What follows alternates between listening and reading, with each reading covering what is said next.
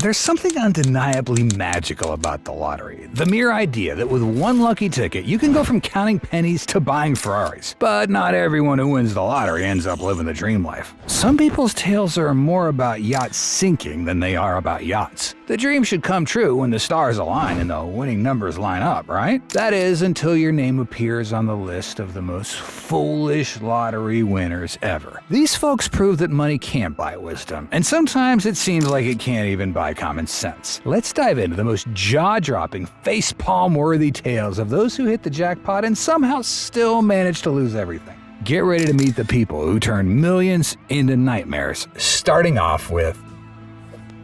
In 2002, Jack Whitaker of West Virginia won an astounding $315 million, which at the time was the biggest lottery prize to a single individual in American history.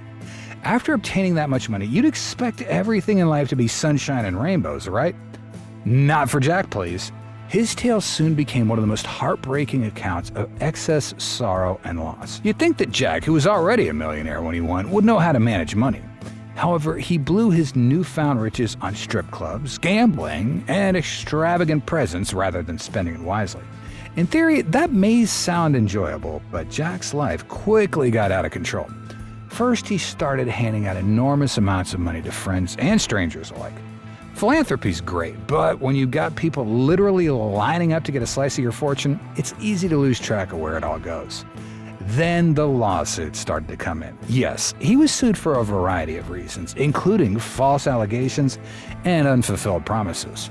The fact that his family was also impacted was the icing on this tragic case. With access to enormous quantities of his money, his granddaughter became embroiled in drug use and unfortunately died. In interviews, Jack acknowledged that he wished he had torn up the ticket. His tale serves as a somber reminder that having more money might lead to further issues.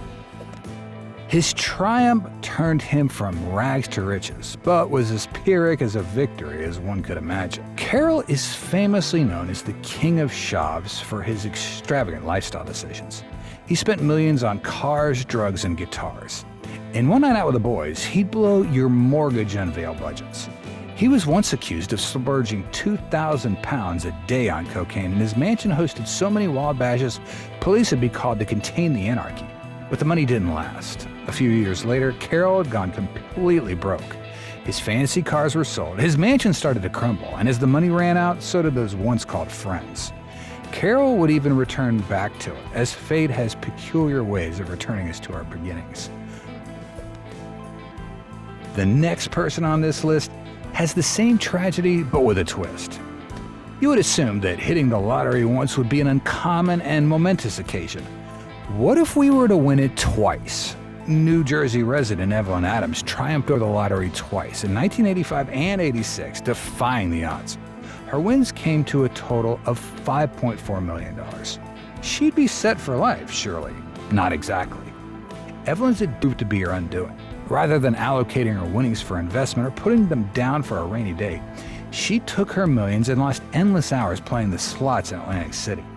Her luck quickly ran out, this time permanently. She supposedly lived in a caravan by the late 2000s after gambling nearly all her riches away. Next up is also a millionaire, but that term does not age well. One of the more unusual tales of lottery mismanagement is that of William Bud Post. Post was the winner of $16 million in the Pennsylvania lottery in 1988, but his life descended into turmoil and sorrow very rapidly. Originally, in an attempt to inherit the riches, Post's brother tried to have him killed. And if that weren't awful enough, Post's former partner filed a lawsuit against him, claiming that he had pledged to give her half of his proceeds. Worse, he made a number of bad ventures that didn't work out, such as buying a used car company and an ill-advised airplane deal. Post was living off food stamps when he passed suddenly in 2006, having racked up $1 million in debt in less than a year. His terrible tale serves as a sobering reminder that money doesn't buy happiness. Lara and Roger Griffiths were a seemingly normal British couple when they won £1.8 million in 2005. The couple did what many people would do. They quit their jobs, bought a lavish home, and lived the high life for a while. Roger even made the decision to follow his long-held ambition of becoming a rock star. How could something go wrong? As it happens, quite a bit.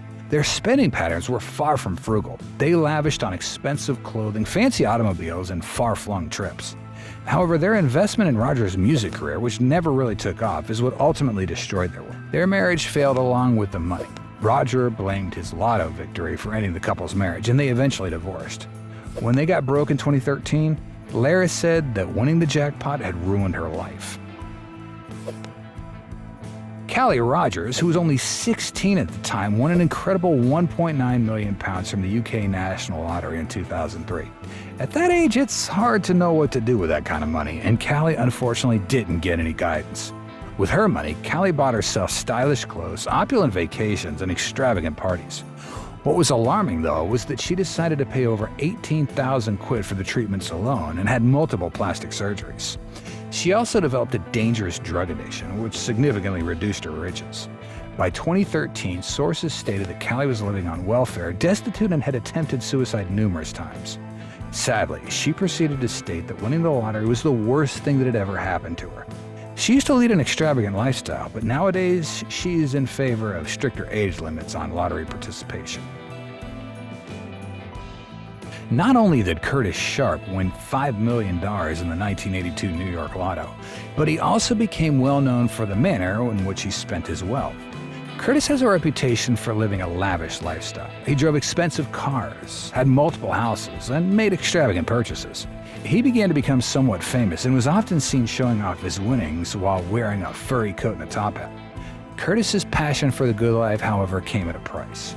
He quickly lost all his money by hosting extravagant events and taking on dangerous ventures. His altruistic heart contributed to his doom by allowing him to give money to friends, relatives, and even strangers. For Curtis, it was too late to grasp the need for prudent money management. In a period of years, he went from being a millionaire to nearly insolvent, leaving him with nothing but fond memories of his prosperous past. These are tragic and mind-boggling tales. How can someone earn so much money and then lose everything at the same time? All these lottery winners seem to have one thing in common. They lack financial literacy, which is exacerbated by fast decisions and the tremendous pressure of unexpected wealth. They remind us that the good things in life are not always guaranteed, even though winning the lottery can change our course.